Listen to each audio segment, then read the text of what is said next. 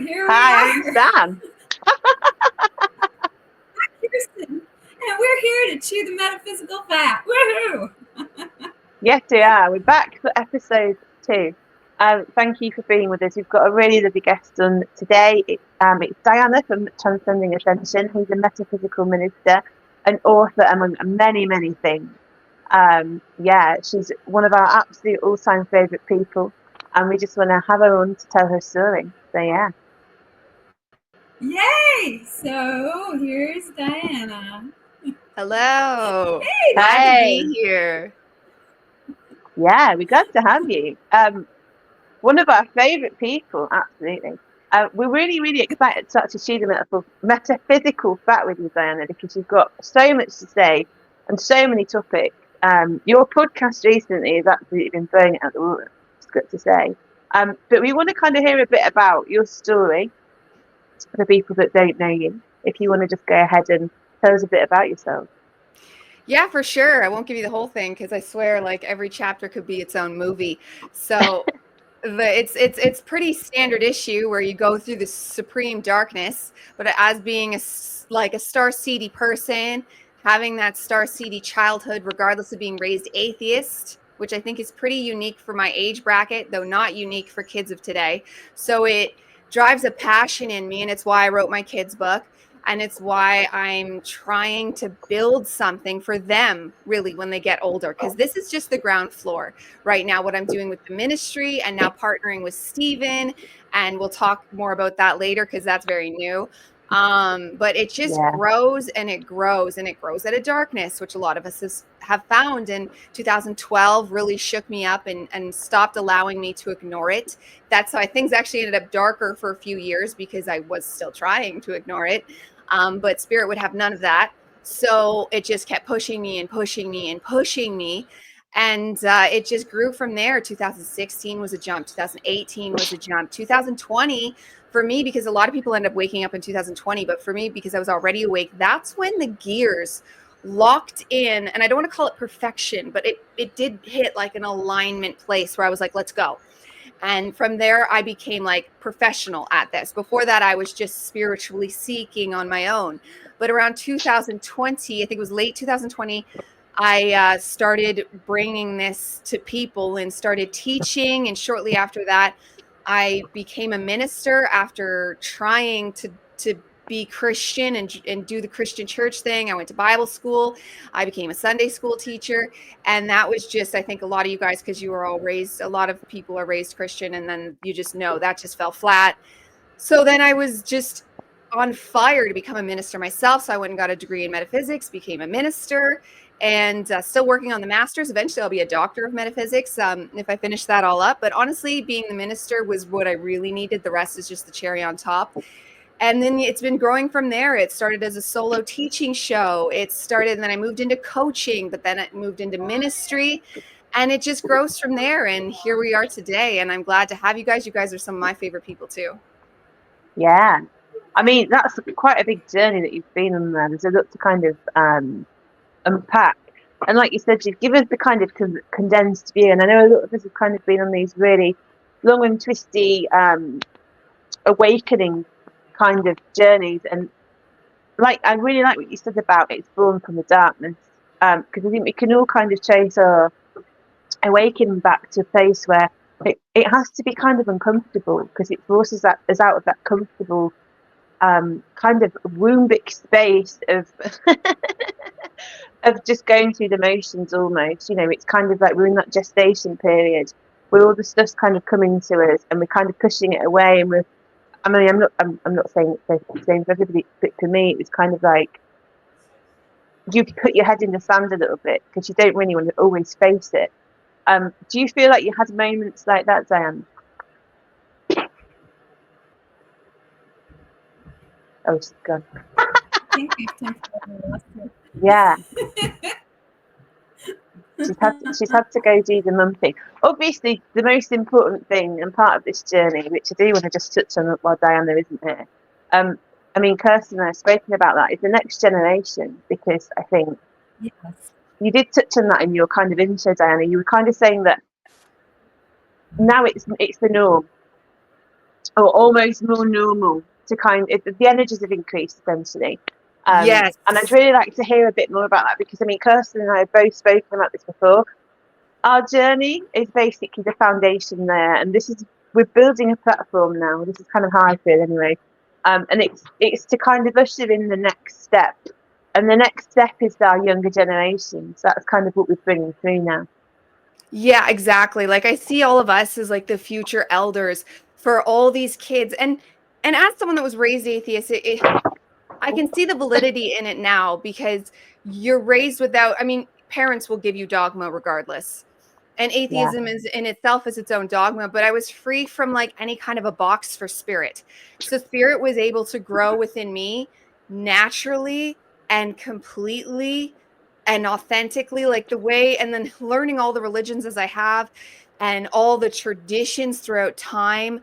It's what I spent years and years and years being basically a professional researcher and just diving deep into all of this.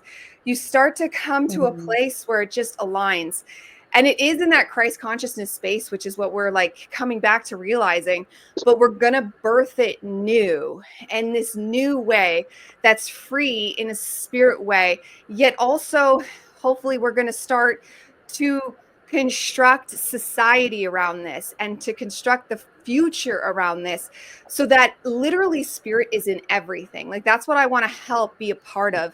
And I keep thinking of all these different ways to implement it into the world, because every job should be a spiritual job in some way. Whatever you're doing should be coming from the soul. So I think we'll probably see a lot of jobs, and AI is going to take part in this as well, because a lot of jobs are just like no matter what you do, you can't bring spirit into it. It's just not going to vibe. And those will hopefully be the jobs that AI starts to take over. And my role in this so far is just simply education, and then all the different facets we can bring education to the people, because there's so many people waking up right now because of these increased energies, and they're just completely lost.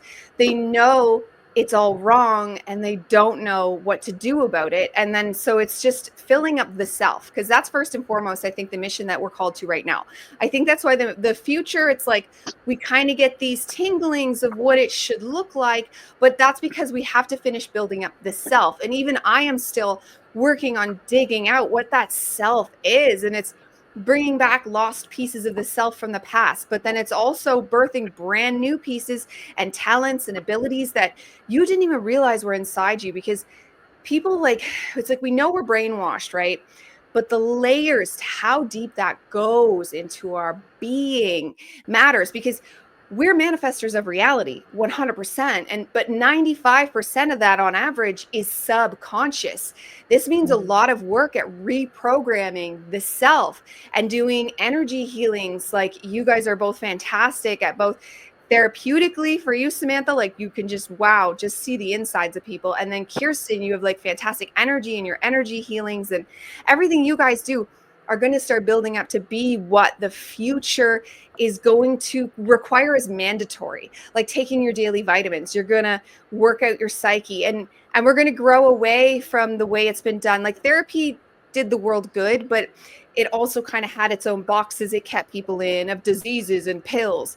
That's all got to go away. And it's just going to just keep going, fleshing that self out more and more and more. We're going to flush out the systems and find out who we really truly are. And then once we sit in a place where the majority of us knows to a good, strong amount who we truly are, then we can really rebuild this world in a way that's going to align with spirit and self as we embody more spirit in the being. You've got anything to say on that, Kirsten? Yeah, go on. Beautiful way to put it. Sorry, Sam. And I want to go back to atheism for a minute, because I was also raised an atheist. Actually, my father, when I was born, was a Methodist minister, but my parents left the church when I was 5 or 6, and both became atheists. And then my step-parents were also atheists.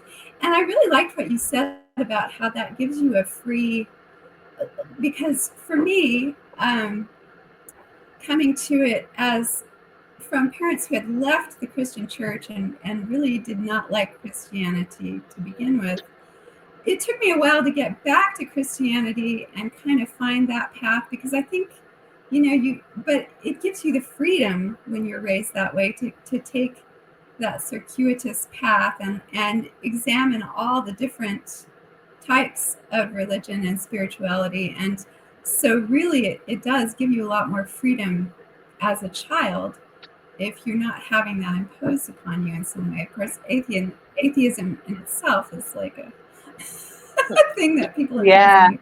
But I really like what you said about that, because I can really relate to that on my journey as well.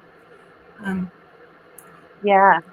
just want to kind of chime in on that, because it's interesting that we say that atheism is a blank slate, and you kind of touched on that. I don't necessarily think it is a blank slate, because it's a dogma in itself. So my dad's an atheist, and he came from a very large Roman Catholic family who were all very active in the church. And my mum was a spiritualist. So I had a real hodgepodge of influences, and what that actually gave me was a broad spectrum from there's no God, there's a fixed God, there's some kind of God, but there's a life after death. And what that actually did for me was broadened out my kind of thinking, as if to say, hey, I've been told all this stuff, got all these kind of ideas that have been introduced. What's right? Because they're conflicting. There's all these different beliefs. So if we've all got these different beliefs, what's right for me? And I think that's the place you've got to get to. But I do see what you're saying, because kind of when we're told that there's just one truth, that's the real problem, isn't it? Oh, 100%. Yeah. And I wouldn't recommend kids be raised atheists, because the atheism at its core is there's nothing. You're just flesh. And when you die, you're nothing. Just like you don't remember before birth, you'll just go back to that nothing. And that, as a child, that was like an existential crisis throughout my whole life. Like I would cry myself to sleep almost every night, wondering, like I would just get into these dark places of going like, what's it going to be like when I die? And to top it off, I was a hypochondriac that thought I was going to die soon. So these issues were forced on me and I can see the higher purpose now, because it's what's brought me this passion, this calling, and all those things. So it's like, you have to be grateful for what Spirit did. But honestly, if I could spare another child from that kind of darkness, that evisceration of the self that no one ever needs to worry about, because we are all immortal. We are the God. I think like that's the one thing, is like we are forever. This never goes away. The witness self, that's the most important thing. So I like what you said, like what's right for me? What is this? Because I got into that when I started studying all these religions. I was like, where do I fit? That's why I tried Christianity. For one, I had lived experiences with Christ. Like he'd come and got me out of those darker periods. He came during my childhood, and I was like pushed to kind of like, at school, this wouldn't be allowed today, but at school in grade 5, they gave us a little Bible, and it was only the New Testament, which the New Testament is pretty good material for the most part. And so I'd go through and read certain things, and it would like bring alive my soul. So, but it was always conflicting, because I was raised, that's not true. And it was like always this thing, but I'm glad, because that Christ energy kept coming and kept coming and kept coming. So because of that, I've realized throughout all this and all these different religions, what keeps coming back is your truer points. So like Christ, that's true, because it never left me alone. I didn't go seeking it. It sought me. And then same with the witness space. So that witness space, that immortal part of us, that's neither the personality, the thoughts, or anything. It's simply the one watching, and the one watching the choices. So that's where we're going to start finding stability. But I think the outside stuff is good. Teach their own. Pick and choose what you want. We all have different beings that we pray to, and all these different rituals we do, and all these things. That's all fine, because as long as you're attaching to Spirit in a way that aligns with the self and the future you want, that's that. But the things that I think will start to become permanent factors is that witness space. That witness space that's all equally the same in each and every one of us, because it's the same witness. That's where we are all one. Is that same looker downer. And that's where we'll start to birth out the true united future of us all, from that space of oneness where we are all the same. Yeah, you make some good points there. I mean, I think the thing is, sorry, my dog's being really naughty. She's under my feet at the moment. Yeah, it's the oneness thing, isn't it? And that's, I mean, for anybody just kind of waking up now and like, oh, what is this all is one? I know you said you had an experience. Oh my God, I'm so sorry. She's being really naughty. Yeah, a lot of people have these kind of experiences. Is it endogens? Is that what you call it? Basically, like mycelium and magic mushrooms. And they all experience this kind, not everybody, but generally they go away and they go, oh, I had this experience and we're all one. And it kind of blows them open. But that's just the first step.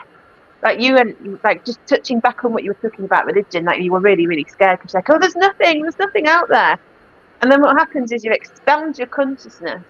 So we're not in this kind of like linear pinpoint perception that we're currently experiencing at the moment. And we expand it out and we're like, oh, there is more. This is great. And then you're like, holy shitballs, what does this mean? You know, and some people have it naturally. I have that naturally. I've not ever done any kind of like magic mushrooms or anything. But I know we all get to that kind of point, don't we, where there's on our awakening journey where we have that tipping point. But then what comes after that? Because it's not just we're all one. We're having an individuated experience as well, aren't we? I mean, I'd love to hear both of your thoughts on that. Yeah, I'll let you go first, Kirsten, and give you the floor. Yeah, I agree. I think that we're all one thing. That's one of the first realizations you have when you expand your consciousness. But as you said, that's not the whole thing. And you know, we have all these grains of truth that a lot of times get like thrown out there. Like, you know, I see a lot of people saying, well, we're all one, so it doesn't matter, so nothing matters because we're all one, and I'm you and you're me and blah blah blah. And it's like, well, that's not really, ultimately, yes, we are all one, but we are also at this time, what we are experiencing is not that we're all one. We're experiencing individuation, and this is what we're working with right now, and this is what we're learning.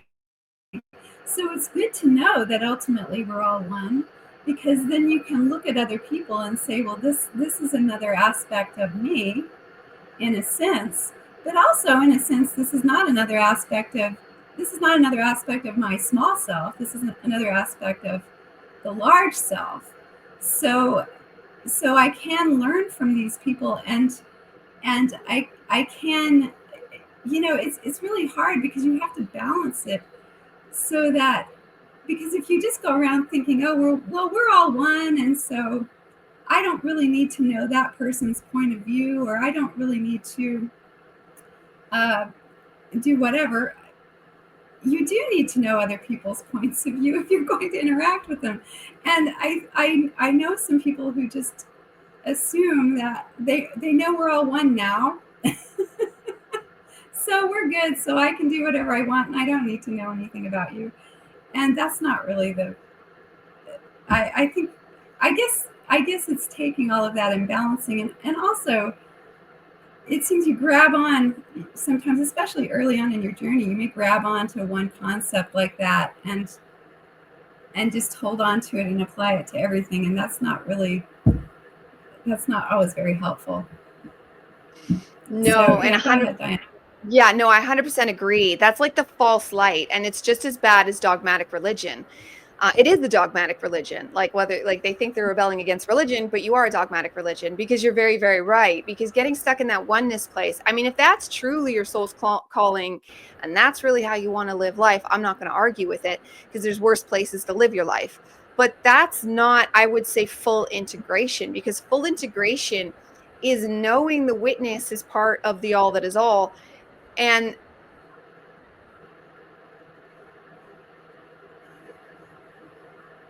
you froze, Dyanna. We lost you. Yeah, you're frozen. And we can't hear you. Oh, you're back. Great. You're back. I don't know where I cut out there, but if the universe wanted us to be in a state of just oneness right now, and that was all it ever was, then we wouldn't be here in these flesh suits. The whole point of this experience is for the divine to get to step in, made in the image that was so it could embody us. Like, it's not necessarily the all that's coming down, but the creator God of this universe, because it just continues to fractal out and fractal out.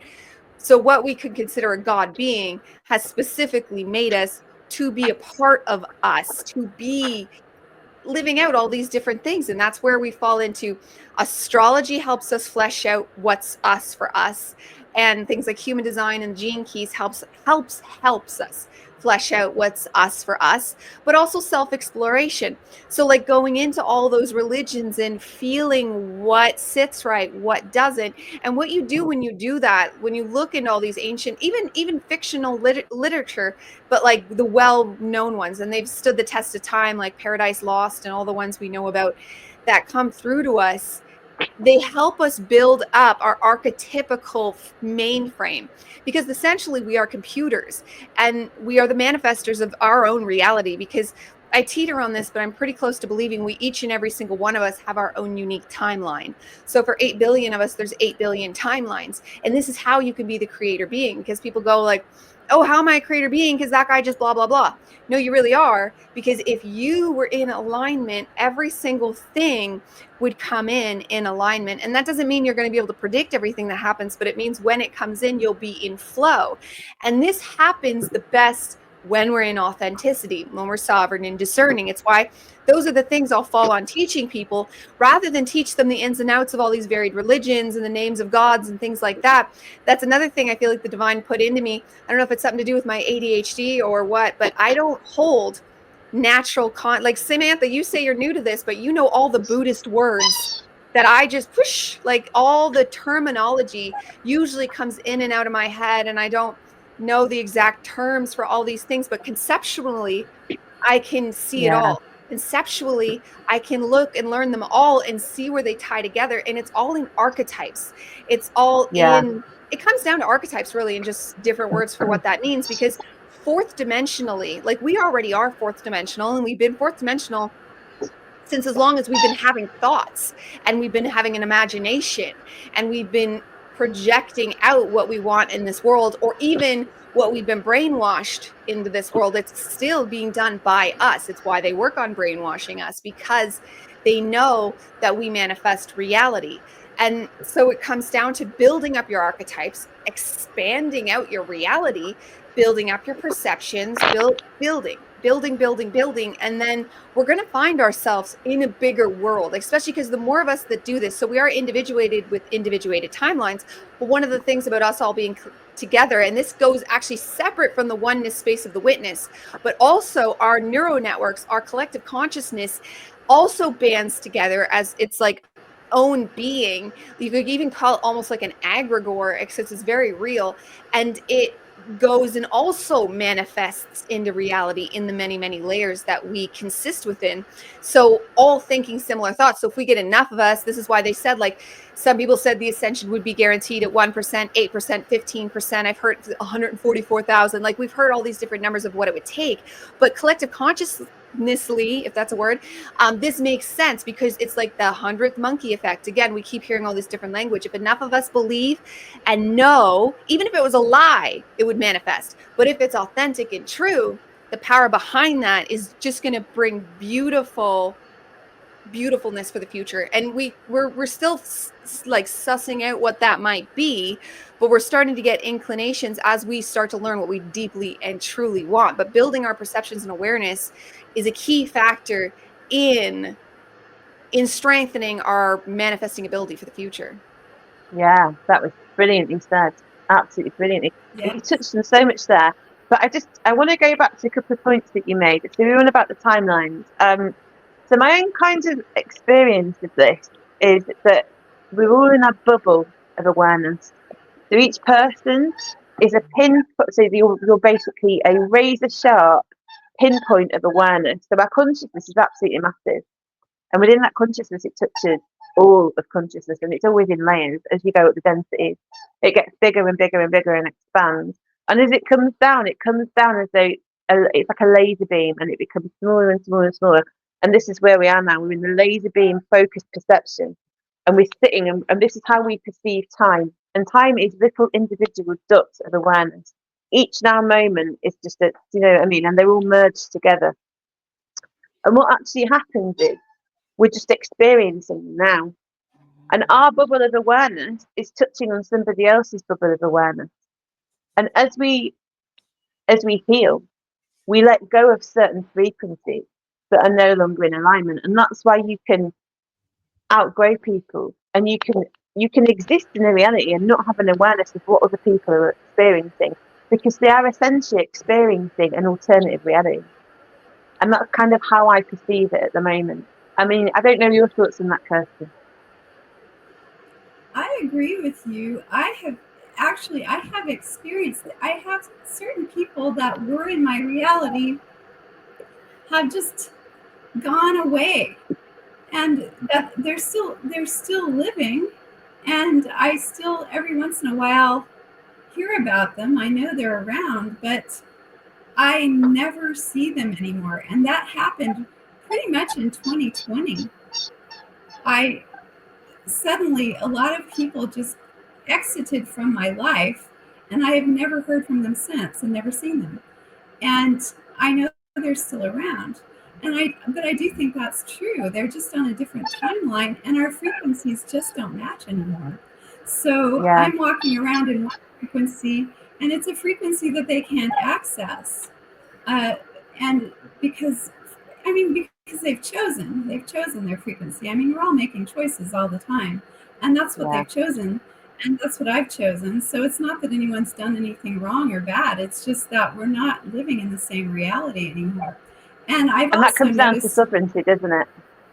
It really does. And it comes down to, the thing I was noticing yesterday is I am now living in a different reality than the people who watch the news all the time. Yeah. That's the big one, isn't it? I've known that for a while, but it was really in my face yesterday because I was listening to these people have this conversation. I was thinking, that doesn't even, where are they living? I was like, they're living in the news. And so it brings back to that programming like you were talking about, Dyanna. We're so deeply programmed, and they know that we're creating reality. And so I think one of their go-tos to create the reality they want is the news. And I really think that that's one of the huge splits that's going on right now in our timelines. All of the people who are really hooked into that media created reality are experiencing something entirely different than the people who aren't. Yeah, and that's the really big one, Kirsten. That's the actual litmus test that you can see. If you just want to say, what is the reality split that we're experiencing now? Look at somebody who's so entrenched in listening to the news and isn't able to go above that programmed mind because they can't leave the narrative. For somebody who's actually an original thinker, who's actually forging their own path, who's like, hey, what's this, what's that? And they're not kind of pushed in that fear space, because I think that's the thing that they use, it's the fear. Because fear is essentially a tool that they use, because it shuts you down for expanded thinking. It puts you into the fight or flight. It basically disrupts your chakras.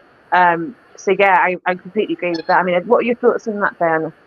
Oh, I know factual evidence on this, and I don't know about, not everybody's aware of the nefarious purpose, but somebody is. When I worked in journalism, there was this black box. It wasn't even a normal computer. It was a black box thing. That's what we called it. And it was a black box. And it would come in with the feeds.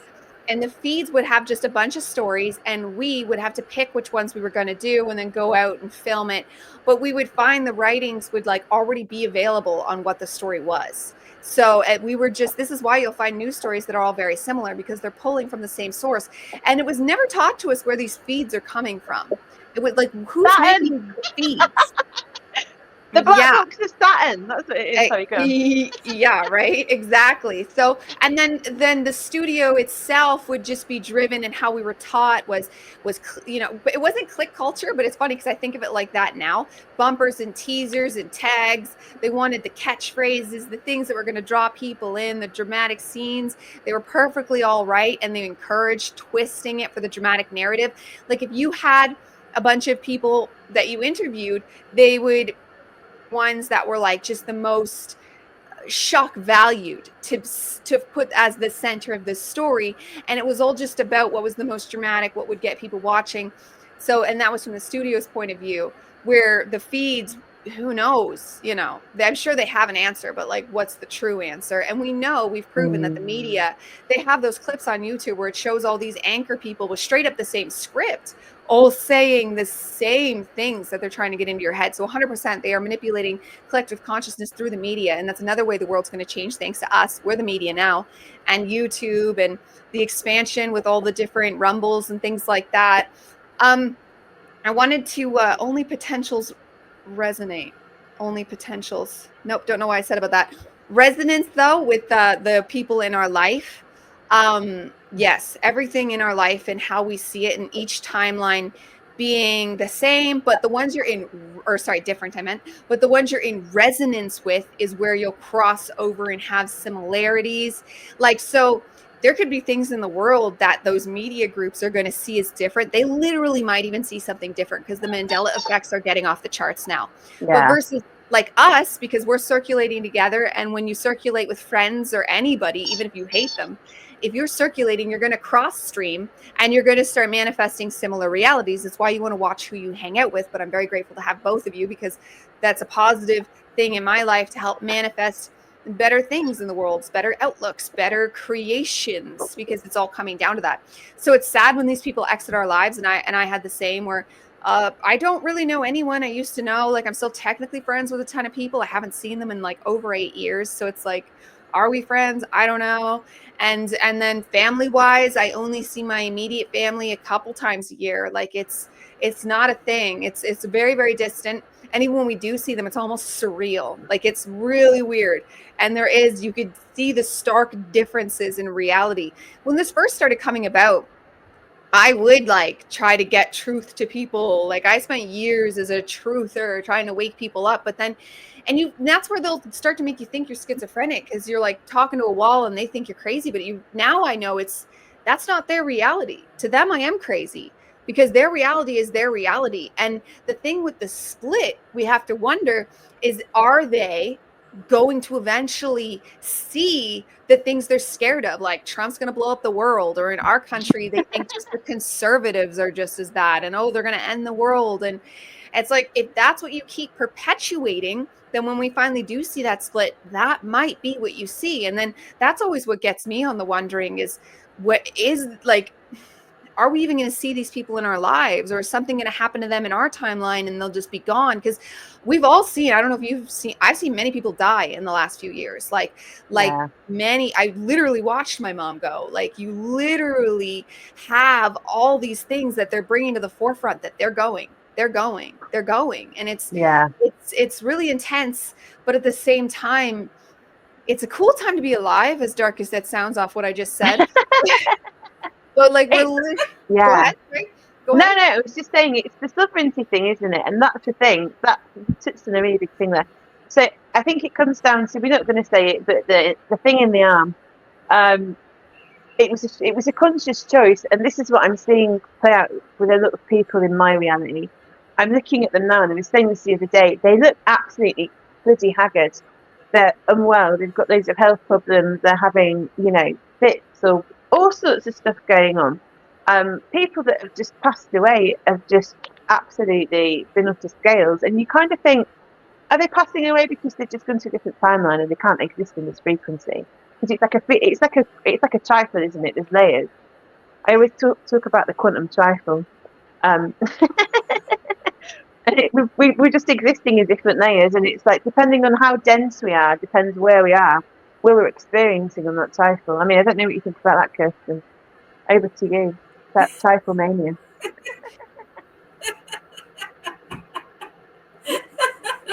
I love trifle, but not everybody in the US knows what trifle is. Give over. It's a layered design. If you don't know what trifle is, there's something bloody wrong with you. Do you know what trifle is, Dyanna? It means a bother, right? Like, it's a bother, it's a conundrum, it's a problem. Is that kind of it? No, it's a bloody dessert. Educate us, North Americans. I'm not high, I promise. It's a real thing. It's a real thing. No, I know. I've heard the word, but I don't. Yeah, the implications behind it, I would love to know. All right. Anyway, we'll go quantum lasagna. Think of it as that way. You've got layers. You've got layers of density. Depends whether you're meaty or whether you're a bit more cheesy. That I can see. Perfect. No, I agree, and I really do think that as it's like the lower vibrations are kind of going down and the higher vibrations are kind of going up, and there may be points where we intersect, but it does feel that way. I've wondered the same thing, Sam.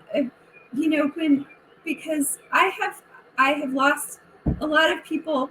I've lost a couple of people in my immediate circle, and a lot of people that have passed away. And I'm like, is it just that I stayed on this timeline and they went to a different timeline? Yeah. Or I don't know, and it's really interesting. And I feel like as people fall out of our lives, I'm really starting to see it as well. It's just a frequency thing. It's alignment. Yeah.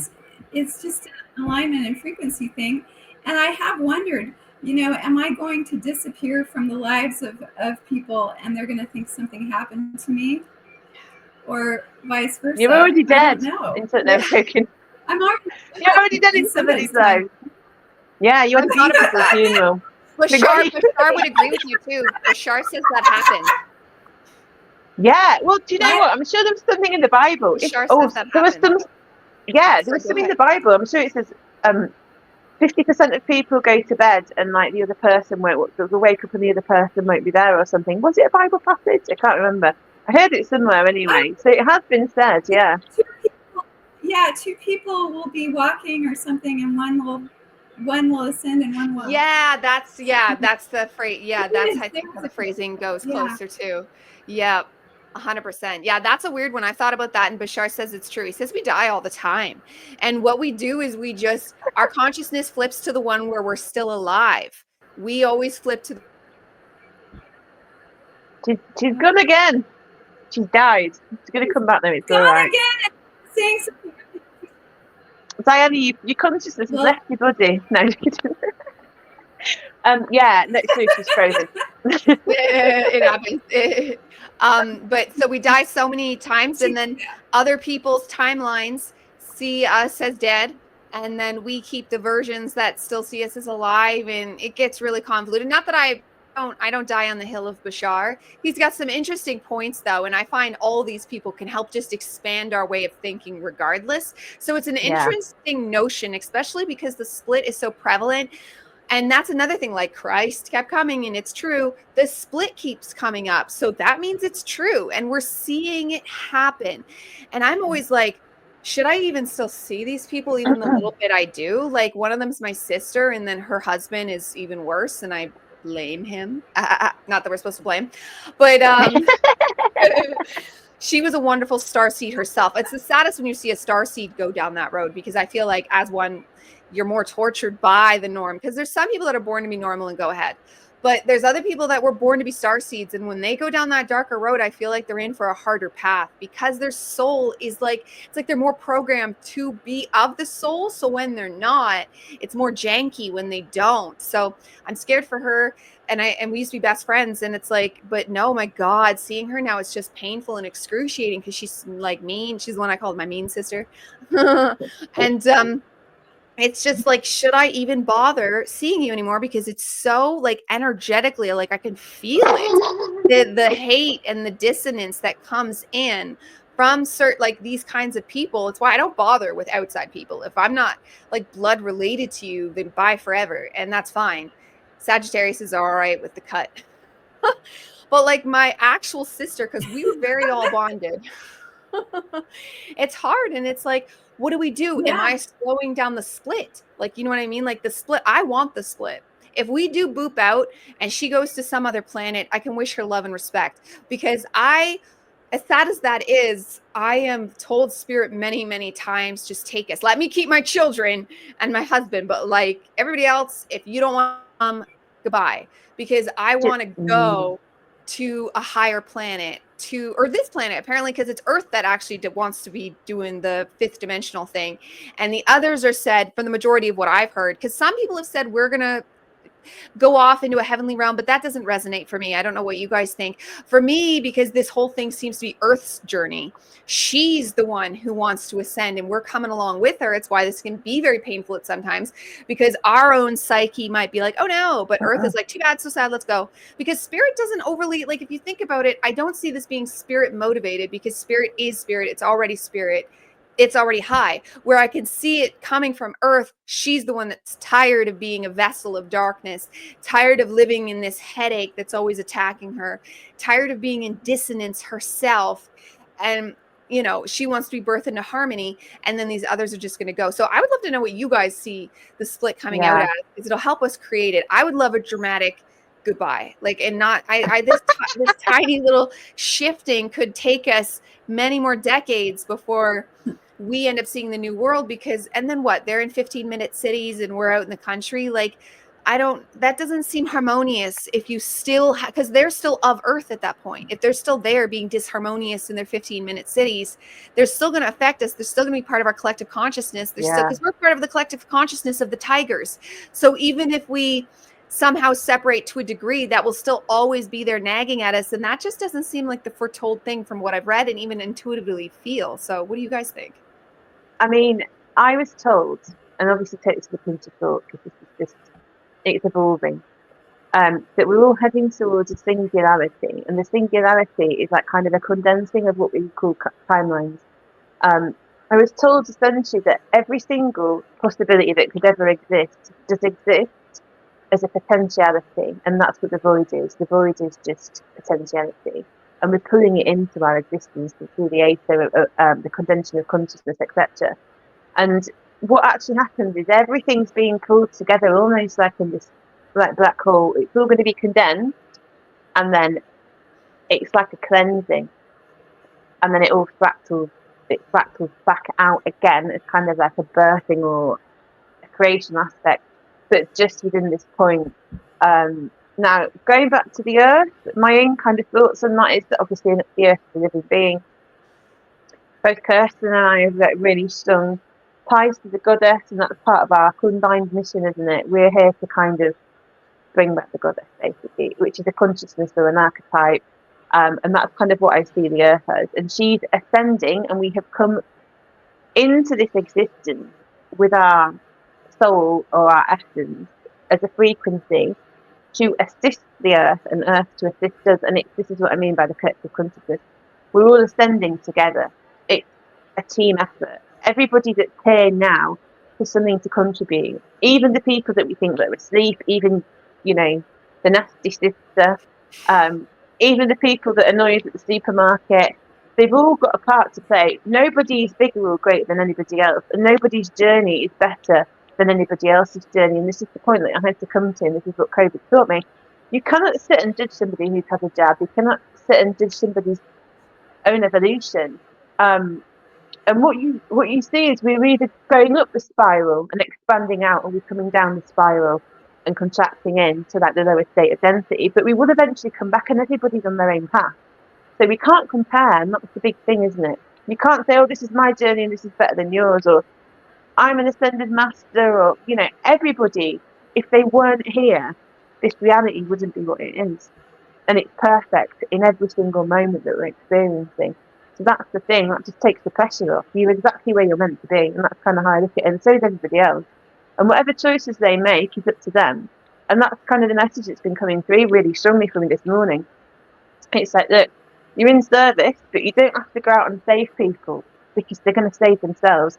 The way that you're in service to the people is A, showing up for yourself, doing your work, doing your healing, because the more whole and healed you are, the more you're shifting the collective. And if everybody sat down, rather than saying, do you know what, we're going to go over here and we're going to fix them, or we're going to fix them, if everybody said, do you know what, I'm going to fix myself. I'm going to sit, I'm going to look at all my trauma, all my wounding, all my reactive behaviours, all the stuff that's not good for me. I'm going to bring, I'm going to do my soul retrieval. I'm going to bring more light into my body. I'm going to become more ascended.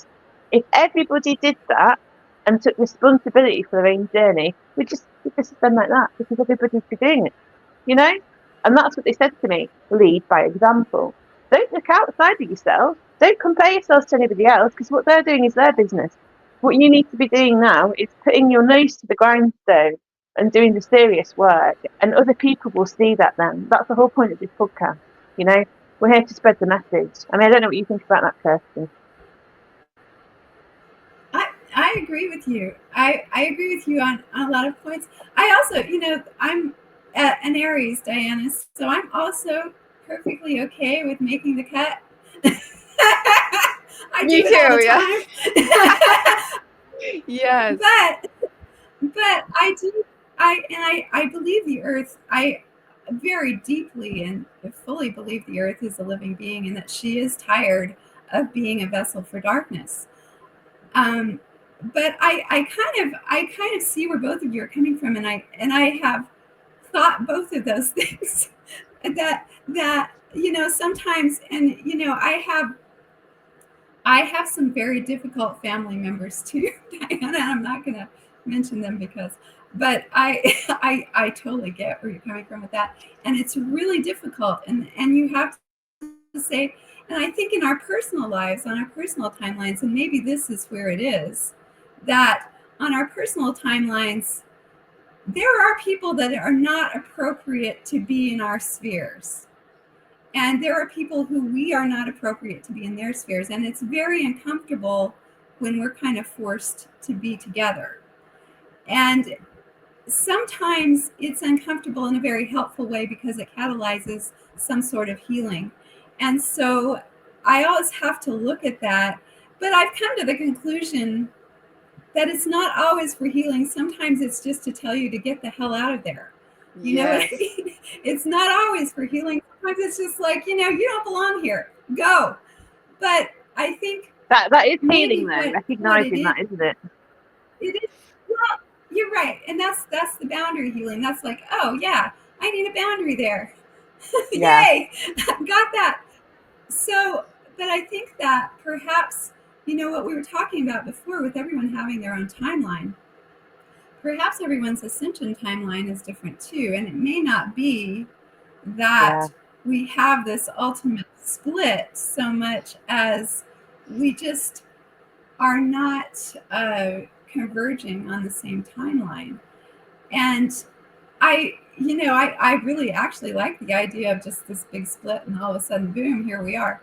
But I really think it's going to be more gradual than that. I really think it is going to be more gradual, and that is so annoying. I mean, it is annoying to people, like, you've been on the path for so long, and it's like, well, damn, it's, when does it end? I get off of this. But I think that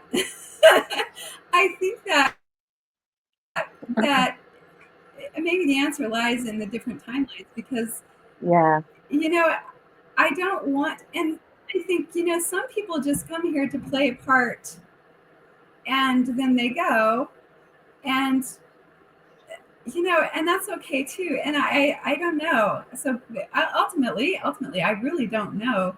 But I think that there's great validity in what both of you said. And I think one of the exciting things is I really have no idea where this is going to lead, or what this is going to happen. But I think at the time any of us raises our frequency, we're pulling everyone up. And I've seen, even in the people who I have been like, because I was like you, Dyanna, I was like, oh, everyone needs to know all of this. And then I was like, oh, everyone hates me and thinks I'm crazy now. And okay, so, but I think that every time we at the level, as you were saying, Sam, work on yourself, because every time I go up in frequency, everyone I'm connected to comes up a little bit. And maybe they don't come up as high as I do, but they do come up. And I've even seen that in people that I felt were asleep. Or maybe, Kirsten, the ones that are in your, the version of them that are in your frequency bandwidth you're attracting. So they're not going up, you're just attracting a higher version of them. We just don't know, do we? Oh, well, that's good. Yeah, you're right. Yeah, the big thing that I got was when I was listening to that was ascension is in increments, so it's a small step. I don't feel like it's going to be a bang. It's every time we do something to shift our reality, or every time we heal the part of ourselves, and anybody that's on a really deep kind of healing journey will know that you have massive shifts, and it's just in increments, and it's every time you heal yourself, essentially, just like healing is so important. But just moving on from that, Dyanna, what I do actually want to know is more about your ministry, your minister work, because you've got a new thing coming up, haven't you, that you're working on Stephen, you're working with Stephen on. Yes, the Church of True Christ.com. And then on YouTube at the Church of True Christ. And I know that sounds presumptuous, but it's because true Christ is Christ consciousness.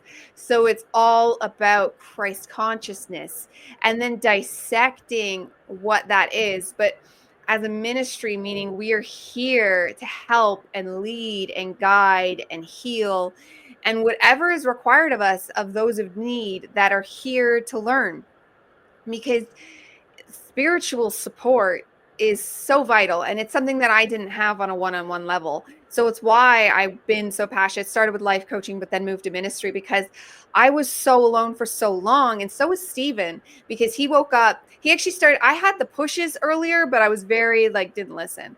And he was on it with listening. Like as soon as he started getting these inclinations, he jumped on it. And we know him, he's a doer, and he just has that energy to just get it done, a manifester. So no shock. But it was a lonely world. And Kirsten can probably relate too. She was also in that time where it's there wasn't this growing amount of us coming together in an intellectual capacity.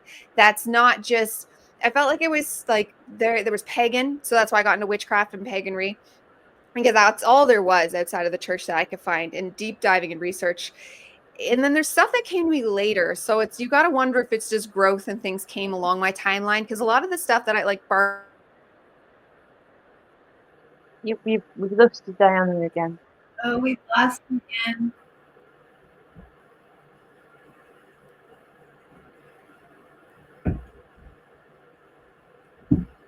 Well. Yeah. Oh, she's there. She's back. No, I know it had the price of daytime shows. But the point of go on, mother. Yeah, the point of the ministry, it's I can't even give it an exact reason of why I'm doing it, because it surpasses that. It surpasses it to the point of just knowing with all your being that this is my purpose. And I thought about being a minister when I was still an atheist. So that's how weird this is, that this always was coming to me in moments. And the synchronicities that have always lined out, and specifically about a church too, minister, church, these and Christ, minister, church, Christ, taglines that just kept coming in. Like in high school, when you do those tests and they say what you could be, minister was one of the options. So is detective and mortician, like the top things to be in life, which is so random. Especially I was definitely not in for the standard female life. Those things were probably pretty masculine things to be tested. And it just it grows and it grows and it just becomes undeniable. And I've been trying to be a ministry. Transcending Ascension has always been a ministry, and it's not nothing. It's grown pretty well, slow going, grown throughout the years. But it's just, there's something about partnering with Stephen, and everyone felt the energy, because he's a manifestor and I'm a projector, and those two energies together, you get the projector, but then you get the focus of the manifestor, and he's had similar inclinations himself that tie together. So it's not an accident. You know what I mean? These things just kept, and we've known each other for a while now. And it's these same, the repeating, whenever you see something repeating, a theme repeating, you might want to at some point go, okay, this might be something very real, very tangible. What is this? And then after we did that episode, and it's funny because the day before, he's like, what are we going to talk about? And I was like, I don't know. I'm like, let's just wing it. And then we got talk, but then we just kept talking. And the next thing you know, we're talking about Christ consciousness and stuff. I'm like, and we both started to get that fired up. And then it's like, you know what? I think the divine's telling us that's our topic. And then so we made that the topic, and oh my goodness, we talked for 2.5 hours, just constantly. The fire was only building. By the end of it, I just had to go get the kids. And then we're just like, it was just instant. We're like, we have to do this. And we'd already been talking about working together more in like a what's it called? I would say co-pilot, co-hosting. In a co-hosting capacity for certain, not like as a permit, but just certain things. And then I don't know, it just like, it just came out as a yes. And then the energy came over me. Then the website was born, and this Sunday we're doing our first episode. And then eventually, because I've had plans of having a church forever, and he's like, yes. And it's just going to grow from there and just keep growing, because it comes like, I want people to have that hub that like I didn't have. And the whole reason I went into the Christian church for those couple of years is because we're social creatures, and I'm the ultimate one that wanted to be a loner. Like I wanted to be a loner. I would have been happy if my soul could have relaxed in that. But there is something that the human cannot deny in socialization, something about our neural networks connecting together in that consciousness way. It's just required. So it's a calling that I can't even fully explain, because it just won't shut up. You know, it's not like I've ever asked it to shut up, but it's never shut up. And I've been, I don't know, I'm circling around it because we're still fleshing it out, but it's a resounding yes of this is meant to be. I was getting tingles as you were talking about that. I mean, I was really interested when you floated the idea, when you told us about it, and it was just kind of like, I wanted to know what you meant by it. You know, like when you break it down, what are you there to do? Like, if you had to give us like a piece by piece, yes, what are you there to do? Yeah. Okay, there's something that's in Christ consciousness that contains happiness. Oh, she's gone again. Oh, for heaven's sake.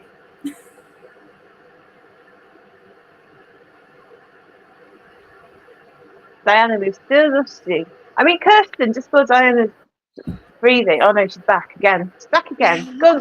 Sorry, Dyanna, you keep getting cut off. That's okay. So it's about bringing people hope, about bringing people happiness, about bringing people community, and we're still gonna bring in knowledge. That's what both of us already do with our channels, is teach people esoteric knowledge, hermetic knowledge, because at the end of the day, it comes back to the hermetics. So if you want to know what we're really teaching, it's hermetics, because hermetics is the top of the top, the most advanced information we have on understanding the universe. And quantum physics is involved in that as well, because quantum physics adds to that language of building, not disagreeing, but adding more layers, because hermetics kinds of hands it to you in this bigger piece, and then you're left to like figure out what that means. And there's lots of books kind of telling about the Kybalion holds the meat of the hermetics. And then that Christ consciousness energy is why we feel so called to bring that to people, is because honestly, it comes down to, there's not a lot of people that are doing that, because so many people are burned by the church. They want to just throw the baby out with the bathwater. But Christ is where we find happiness, hope, community, and love, where just learning the hermetics and just learning quantum physics and just learning, numerology, astrology, and all these things, there's no happiness in that. Technically, you can learn things to integrate and shadow work, and they all help you advance. Trust me, they do help. But at the end of the day, the tingles of pure happiness, like when I was going to church, there was a while there where it was in alignment, and I had that heart fluttering moment, that something that energetically happened and like instantly removed a ton of darkness. That happened in church. Like there was something that happens when we come together, and Jesus says in the Bible, when two or more you gather, there I am. Because it's about us coming together in that space. And that Christ consciousness space is something I could try to explain to you, but it's something you can feel yourself. It's the tingle in your heart. It's the heart spark. It's viscerally alive, and it contains within, it's a field that contains within us, all of us. The mother, the earth, the father, the son, and Christ consciousness is very likely something to do with all of us. It is the connected space of all of us, yet an individuated space of all of us. And I just feel like people need to know this. And there's lots of like, you know, conspiracy theories coming out and the true histories coming out, all these things people are coming online with. And that's perfect. That's great. But I just want to stop you there. Yeah, exactly. It's just when I watched your interview with Stephen, your backwards and forwards, you mentioned something that really kind of piqued my interest. Sorry, Kirsty, I'm going to give you a chance to talk in a minute because I'm hopping the limelight here. But you talked about the Father, the Son, which is right. Yep, the Father is the Son. Even in shamanic tradition, it's the first Father, and the Mother's the first. So the Earth's the first Mother. And then you spoke about this middle pillar. Mm-hmm. And the middle pillar is the bridge. The Christ consciousness is the bridge, and it bridges the gap. It brings a higher divine information, because I've got a lot in my tunnels about this, bridging it in and anchoring it into the earth, into this physical dimension. And this is part of Ascension, I believe, how it all ties in. So if you go back to the Hermetics and you go back to like the Kabbalion, not the Hermetics, sorry, if you go back to the Kabbalah and we look at like the Sea of Life, when you consolidate the left-hand path and the right-hand path, if you come back to a central point, which is the middle, I know you talk about that. Tiferet in the Tree of Life is Christ consciousness. Yeah. So Tiferet, that is Christ consciousness. Yes, Kabbalah. I was a Kabbalist for many years. That's another thing Ashiana Dean got me out of, because she said that it's a trap and that the Tree of Life is supposed to be bigger. And I actually felt that. Something she said, it's like she's someone that'll shake your consciousness, because she's talked outside the box of what we know. But that's always necessary, because obviously the Kabbalists didn't have it perfect, because they didn't, like, we still stayed stuck. So it wasn't perfect, but the pillars are. So how I see it is Lucifer, Satan, same strand of the same polarity, and Christ is that middle pillar. And then you got Tiferet right in the middle, but it's Christ to me is also the whole pillar. And the connect, because you can't Kether at the top, you cannot go higher until you in the middle, right? Because the other two sides end, which is unity consciousness, isn't it? Exactly. Yeah, exactly. And then you go up past that to the main of the whatever structures. But just going back to the Christ consciousness, what the point was that we as human beings, as an incarnated vessel, have the ability to be an actual physical pillar when we start doing the work, and to pull in that archetype or that energy to access the collective stream of the Christ consciousness and anchor that into the earth. And I mean, what are your thoughts on that, Kirsten? I agree with you. I think, you know, I have had so many dreams and guidances that saying you're a bridge, you're the bridge. And I was actually when I started coming out of paganism, Christ did come to me, and he came to me, and it was such beautiful love, light. I couldn't even bear at that time to be in his presence for more than a couple of minutes. I had to, it was so much. I think it would be different now, because that was a really long time ago. But I do agree. I think that Christ consciousness is the bridge. And as you know, I've delved deeply into yoga, and Yogananda, Paramahansa Yogananda, who's one of my favorite gurus and who's with me all the time, wrote a book called The Second Coming of Christ. And the whole point of the book was that the second coming of Christ is not some dude coming back to save everybody. It's Christ consciousness. And it's Christ consciousness coming through the collective and through each of us and being anchored to the earth. And I do believe that's true. And I believe that I am here. I believe that all three of us are here to help anchor that consciousness to the earth. And so, absolutely, yes. Yeah. And that leads on to kind of what the whole point of being here is, isn't it? And how we can practically do that. And is that something that your ministry is going to assist us with, Dyanna? Bringing in that Christ consciousness and giving us practical ways, perhaps, to embody that and to work towards mastery, or the rainbow light body, or however you want to look at it. I think his phrase again. Oh, did you hear that? Yeah, I heard, is that what your ministry is going to, and then it cut out. All right, yeah. So what we basically want to know is, what are your aims to help people to do this? So you talked about teaching, yeah. We are the second coming. Yeah, 100%, 1 billion trillion %. And you come alive in the name of Jesus. You hear this in many songs. Come alive in the name of Jesus, because you come alive in the name of Christ consciousness. And that name of Jesus, it doesn't matter if you want to call him Yeshua or Jesus. Jesus actually ends up holding more energy because of the worship and the energy that's gone into that name. Where Yeshua, I'm sure that was his real name and how it was pronounced, but it doesn't really matter. Do you think they actually called Paul and all the names back then? No, it was different names. So it's all about where that energy is encapsulated within, right?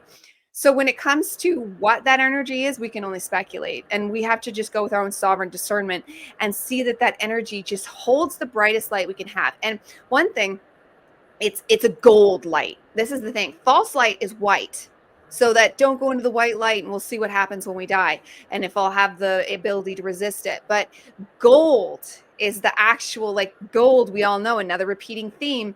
Gold is such a place of it transcends words. So Christ consciousness is within that gold energy. So one of the things we want to convey to people is how individuated it is, how it's an embodiment, and then dissect, where we plan on doing a lot of dissecting of all the teachings of Christ throughout the ages, as well as pointing out all the points that throughout the ages in all the metaphysical things you could ever possibly learn about in every religion, and show you where that's Christ consciousness.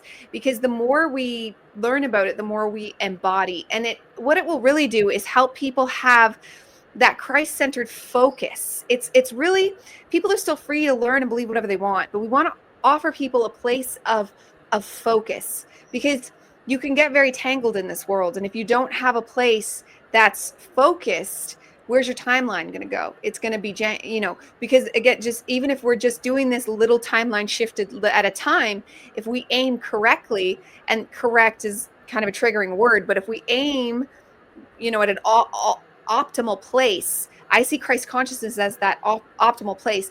And the more you learn about that actual energy, and the more you embody it and feel it for yourself, the more it just comes online. So the whole point is to make it come online, to bring that awareness within people, because it brings your soul. You were talking something similar earlier, but about bringing the soul more online in the flesh human, because we are a vessel for the divine in a very sovereign way, though. And bringing that Christ consciousness in does something to our actual energetic field and our whole being, to help you be more of a vessel for the divine, in a way that just learning about other metaphysical things, in a way that I've tried it all, doing ritual magic, being a Kabbalist I was really all in on Kabbalistic teachings for a very long time, until I realized Ashiana Dean had me like, oh God, am I getting trapped in a box? And I kept expanding. I ended up speeding up way faster, which kind of proved I was in a box, and then just keep growing and growing and growing. But all this that I've done throughout all these years now, Christ is always there. It always comes back to Christ, and it always builds the self up. So I just want to give people that chance. I want to give people that anchor, that pillar for their own safety, like spiritual safety, because that's also an energy that will keep you safe from entities. It's an energy that helps you think clearly. It's an energy that helps you be more humanitarian. It's an energy that just has no judgment. There is no dogma in this. You are free to live whatever life you actually want to live. There's no barring. The kingdom of heaven is for everyone. I honestly think anybody could do anything if their soul was in alignment with it. It's to whatever that aligns to you. So it's just bringing the embodiment of the Christ consciousness online. But there's going to be lots of different ways that we can go about this, because it's such an all-encompassing energy. Yeah, I think that's a really good point, actually. It isn't about so that's the thing. You can look at Christ consciousness, and you can get kind of fixed on the idea of Christ, Jesus getting nailed to the cross as a physical person. But when you actually move away from that and you look at what he actually came to embody, it's the consciousness behind it, isn't it? And that's where it's going to take you. And it's not going to look the same for everybody. how one person embodies that specific kind of frequency or archetype is going to look very different to another person, because we're all on our own individual journeys, aren't we?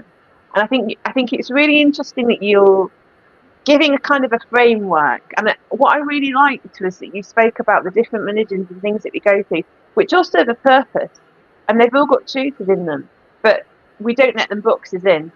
And it seems really interesting because this is more of just like you're exploring yourself and bringing more of yourself in, because that's what we all are. We're all part of the consciousness anyway, aren't we? We're bringing it into our lives. It's just giving people practical tips, because that's what it kind of sounds like, to navigate ascension, but also to access these higher states. I mean, how would you feel about that? About accessing these states and bringing it more online. Yeah, that's exactly the goal, because it's the purest way to, like, trial and error, right? Trial and error. And both Stephen and I have trialed and errored many different things. And it's the Christ consciousness. So I don't want to repeat myself, but just so people know, like, about, it's not just about Jesus, although I think he did it, what he did in the human body, it stands above a lot of other things. But that Krishna energy is also really pointed at being that Christ energy. So that Krishna being that came down, blue beings, which I know Samantha and I have both had experiences with them, right? And I don't know if you've Kirsten, we'll hear about this after. Go on, sorry, Dyanna. But that's Jesus isn't the first one that came down and tried to bring us this energy. He's just the one. He's our closest example of such a big deal. There's been many saints after that have also done it, like Saint Francis was amazing, John of the Cross was amazing, Saint Teresa was amazing, and there's many others. Those are just ones that I've truly vibed with as if they're friends. And there's just so many people that have shown examples of that energy and of bringing it to humanity, because it just brings a peace. Peace be with you, he says. Peace be with you. Like, there is a peace in it that we need in this world, that people need, they need to be held. They need to be comforted. Like, people need to have a safe space, and it's offered within this energy. It gives people a friend, a permanent friend that will never abandon you. Yeah, that's really interesting, actually. Kirsten, have you got anything to say about that? And I'd really love to go on to the blue beings, actually, because they've been coming up a lot recently. So go take the floor, Kirsten. Go for it. Go for your life. Well, yeah, I think that's beautiful, Dyanna, and I think it's wonderful that you're doing it, because, like you said early on, it is a really lonely journey down here. And I know, for me, I've been isolated for a really long time, and it's just been recently that I've found people who I could actually relate to and vibe with on a deeper level. So, yes, absolutely. I think it's beautiful, and I really will put all the details in the description. So if anyone wants to check that out, I would really encourage them to. And being able to reach out and find other people and have a safe space for that is just, I think that's, yay, it's wonderful. I'm so glad you're doing it. But now tell us about the blue beings. Go on. My experience with them? Yeah, everybody just... Okay, mine was we love a good blue being story. Go on, sorry. Oh, you're frozen again. No, she's frozen. Hold up. If I had a trifle now. All right, well... Go on, Kirsten. You talk about... Oh, she's back. Okay. Yeah, every time it's my turn. It doesn't happen when it's your turn.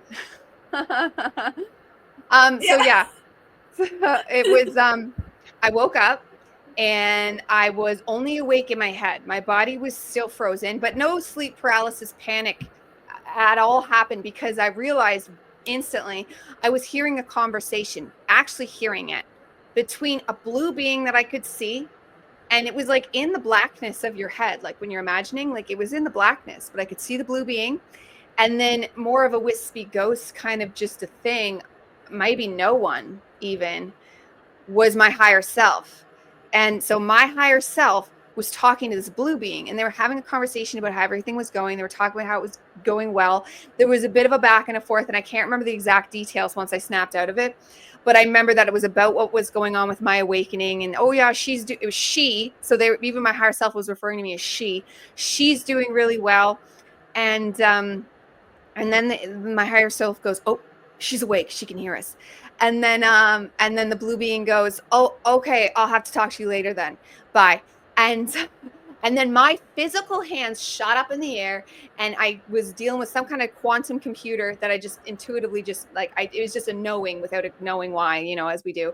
And I literally went like doot, doot, doot. And then transmission over, and then I was back in my body fully and able to and it was not a dream. I was not sleeping. It was not a dream, and I was not sleeping, and my hands actually shot up. I saw the blue being it's like I was in my head and they were in my head, but alive, and it was there, fully there, where my higher self was more kind of just like a poking out head that was just kind of etheric. It wasn't fully as there, because it's me, so that makes sense. Where the blue being though was completely there. And the fact that my actual hands in the quantum computer to end the transmission was just, I got up and I was like that was insane. Do you feel like the blue being was also part of you? It was definitely part of the team. So you could say yes. It was definitely part of the team, because we embody multiple things that make up our consciousness. This is one thing the human is, that even the Pleiadians talk about, which is blue being might have been a Pleiadian, because they're said some of their races are blue. You've frozen again, Dyanna. I mean, it's interesting about the Pleiadians, because you channel the Arcturians, don't you? Yes, I do, but I don't. I think they're connected to the Pleiadians, and I think the people who came to me back in 2004 were Pleiadians, possibly, but they weren't blue. But yeah, it's interesting because blue beings. So the first time that I had a phone conversation with Samantha, we were on the phone for, I don't know, our normal at least 2 hours. And when I got off the phone, and it was the first time we had really talked. I mean, we'd been messaging each other for a long time, but it was the first time we really just had a back and forth real conversation. And I set the phone down and I kind of sat back and closed my eyes. And I had this vision, and I knew it was Samantha and me, and we were blue, and we were teenagers, and we were wearing these white fur collars that came up really high, and we had kind of wild hair, and we were just laughing hysterically, and we were driving this hovercraft over these mountains, and it was like two teenagers with their first driver's license is what it felt like. And we were just laughing and laughing. And I was like, oh my gosh, that is so weird. And I actually had Grok make an image for me, and I told Samantha about it. I was like, I think this is us. So I do find it interesting that we're connected with those blue beings. And of course, I was always drawn to Hinduism. I studied it, and I was really into it. And of course, Krishna and Shiva are blue. And so it is really interesting. So Sam, why don't you share what you've got about blue beings? Oh, God. Yeah. Nothing specific comes to mind. I've had a lot of interesting experiences in meditation. I've had a lot of the deities kind of come to me, and that's kind of the work that I've been really focused on doing. But I will share a bit of a thing that's not really related to blue beings as such, but this is kind of how I expanded a bit more. My higher self came into me, and so I've not been awake, but I've been awake kind of a bit like you, Ben, like my entire life. It was like the swimming law. I know the swimming law, and I just kind of went along, and I had these series of kind of peak experiences that just kept my consciousness cracked open. And but when I started on the path in earnest, and I was meditating every day, it literally blew me open. So it was like doing hardcore meditation for 2 and 3 hours a day. And I had this experience to come out of meditation, and it was like my higher self came into me and it gave me the nudge. And it was like a telepathic communication, and it was like, right, are you ready now? And I was like, in my head, I was like, yeah, let's go. I don't know how I knew. It was just like, yeah, okay, come on, let's do it. And what actually happened was, something came towards me like a wave, and I was put straight to sleep. I literally fell back on the bed, and I slept for 12 hours, and I woke up the next day on the bed, and I was like, whoa, and I'd left. And I had these kind of memories of going to some kind of council and having a discussion. And it was almost like I'd gone back to source as well. Like I'd been infused with all this like light. And when I stood up, I could feel it was really weird. It's like I was so. It's like I'd left and gone so high, and then I had to be condensed back into physical reality. My consciousness was still absolutely massive, and I could feel the fibers in the carpet as I was walking. And it's like I couldn't fully acclimate to being in a 3D body. And I was like, ah! And I felt amazing. I was in this bliss state. And I was like, oh, I've got hands. Do you know, it was really weird. And I was like, my feet. And every time I lifted my foot up, I could feel all the air molecules moving past it. And it's like I was one with all the thing that I was experiencing. I remember going to brush my teeth, I put my hands in the tap, and I could feel all the water molecules. Like, I mean, it only lasted for about 5 minutes, and then it so dissipated. But it was like the most bizarre feeling. And what actually happened then, I think I accepted my mission essentially, because it's a free will universe, isn't it? And I'd been fighting something my entire life, and I wasn't aware. So I think there were probably blue beings on that council, and I do feel like I'm kind of related, and I have other aspects of myself that are these blue beings, as we all do, I suspect, because I believe that we all come together for a reason, and obviously the more that we're moving towards this convergence point,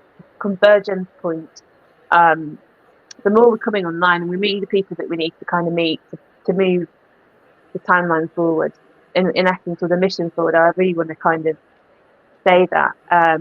So yeah, I do feel they're kind of instrumental, but I just want to kind of say as well, you mentioned something before, Dyanna, about how we're bringing this Christ consciousness in, and I actually feel like we're all Christ consciousness anyway at a certain level of us, because we're multidimensional. This is the thing. We're not just a physical body, and we're not just, we don't just leave and then this is it, and we go to heaven. We're existing in lots of different timelines, and lots of different bodies, and lots of different realities, all at once, and we're all part of this higher monadic group, and it's like almost like a hive mind, but not. Does that make sense? Well, that's my own kind of experience with it. Yeah, go on. Sorry. Mm-hmm. Yeah, no, I use this toy sometimes, and it's that kid's toy that does this whoop with all the different colors and all the different plastic pieces that come together, because we are streams of multiple different beings, and one of those is Christ consciousness. And that's what sacred geometry tries to teach us, and this is why, and I went through periods of doing that. I'm not a very good student for doing my homework all the time.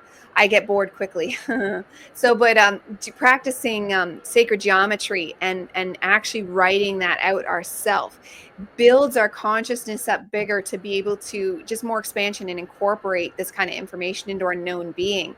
And I think that's why, because we are sacred geometry. We are just coming in. That seraphim image too is that toy.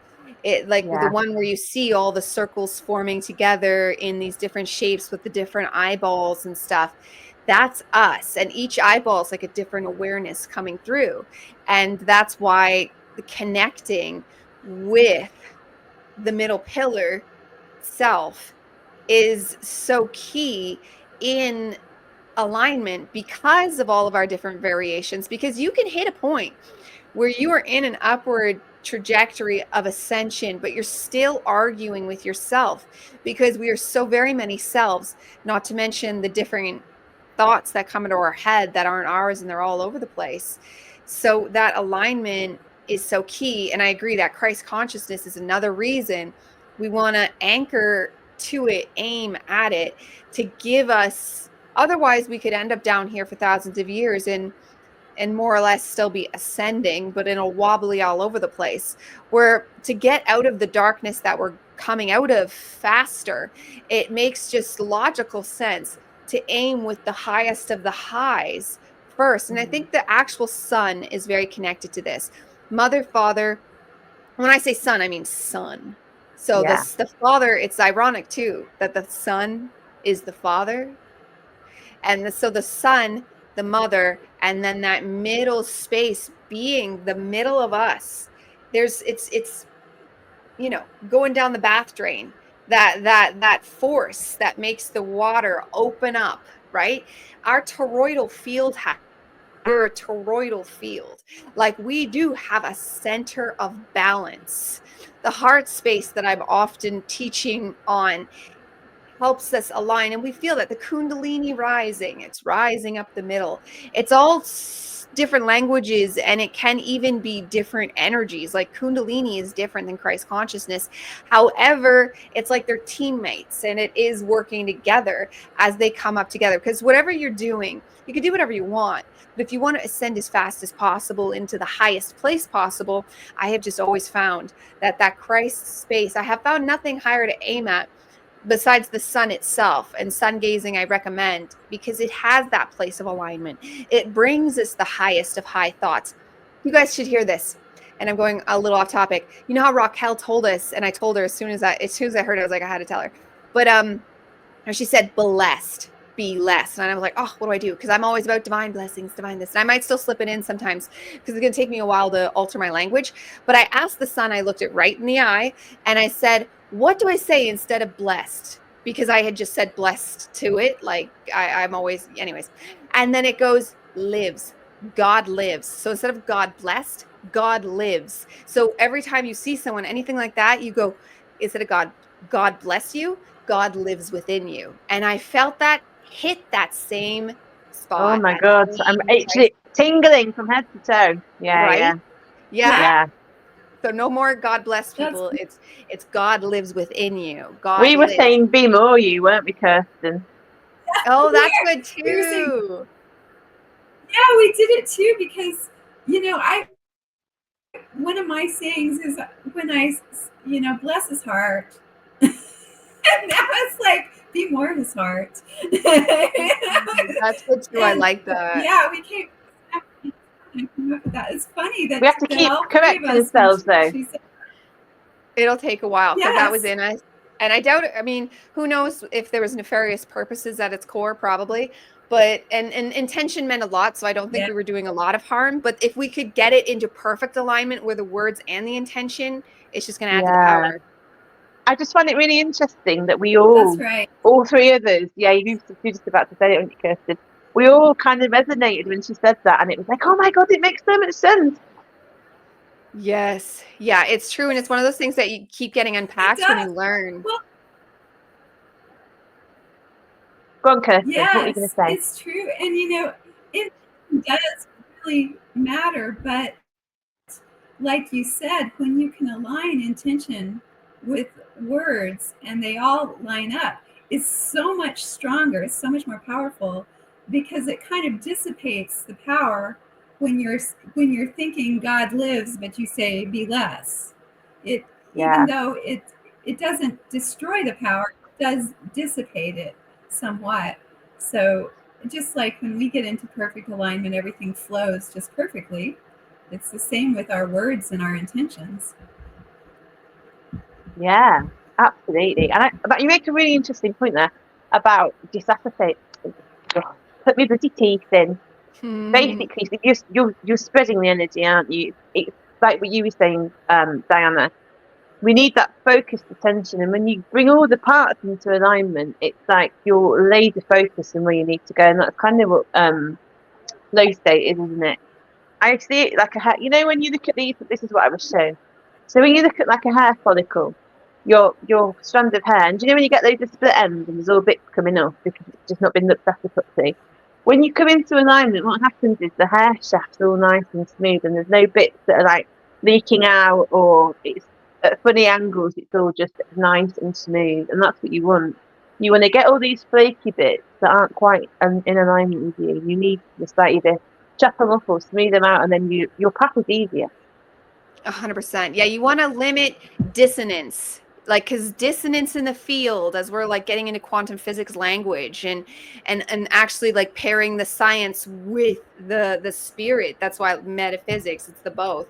And it's exactly that. It's exactly that. Like, that's all dissonance, because your dissonance, your split ends in the field, that's actually like beside you, like negatively magnetically pulling and hurting and letting in disharmonying entities. It's all this, where if we clear the field, like, you could actually like embody and imagine it, and it's singing in that gold energy of like when you hit the tuning fork and it's like you could get into that place. So any tip or trick, that's what I've always, like, my main teachings have always been just on a standard basis, is tips and tricks to help bring you into coherent alignment, because that's always what it's really about, is that coherent alignment for ascension in the best optimal way. Because we are going through so much stuff, like what we are doing and how far time has come in just 100 years is astounding.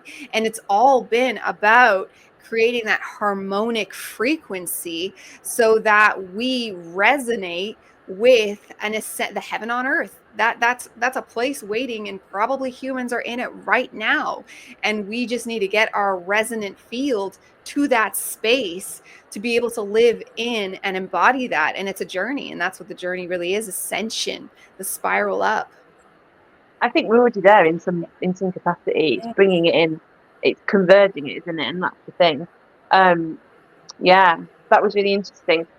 Have you got any thoughts on that, Kirsten? Well, I love how you keep bringing it back to the gold, because in doing energy work, I find that when people are more aligned, and we always talk about the chakras being certain colors, and I found that that's not really accurate. And the more aligned you become, the more connected you become, the more gold your crown chakra becomes. And your aura does actually take on a golden hue on the outer edges. And I used to have a friend who he was a Christian psychic surgeon, and he used to say, put on your armor of God. The armor of God is gold. And like you said, when your field becomes fully cohesive, your whole aura is tinged in gold, regardless of what of the other colors that you have. There's gold around the outside, and there's gold at your crown, and that actually does keep those disharmonious energies from coming in. So it's like we have all of these matrix minions, I call them, these entities that are trying to get in and influence us. And when you have that cohesive gold in your field, they can't get in. And so, it's just perfect. It just I've got something just to say about that, actually. Yeah, so I've had an experience recently. I've spoken to Kirsten about this. Obviously, we're all this path out. We're all doing this work. So I've been really intensely for about 6 months having some deep healing. So I had a bit of a healing crisis, as you normally do in shamanic traditions, and I've got to a point where I'm kind of in the throes of it now. So I've managed to release some basic karmic stuff.